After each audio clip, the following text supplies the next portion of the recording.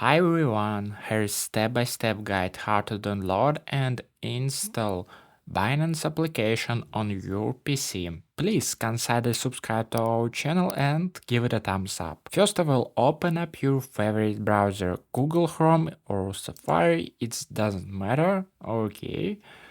Tap on the search icon at the very top and type in here Binance and tap enter.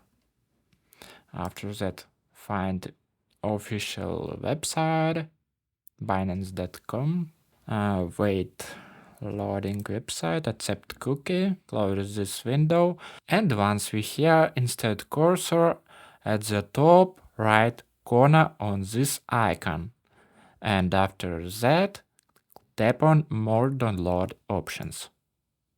So now I'm gonna scroll down until you find desktop right here, tap on it, and now you can download for Windows, Mac OS, Intel chip, Apple Silicon or Linux. I using Mac OS Apple Silicon, tap on it, allow, and just wait downloading of this file. Do double click right here and click in drag copy in the application folder.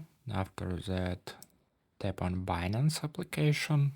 If you have any problem on this step, you can check this playlist. That's it, I hope it helps. You can watch this new video or this playlist about Binance.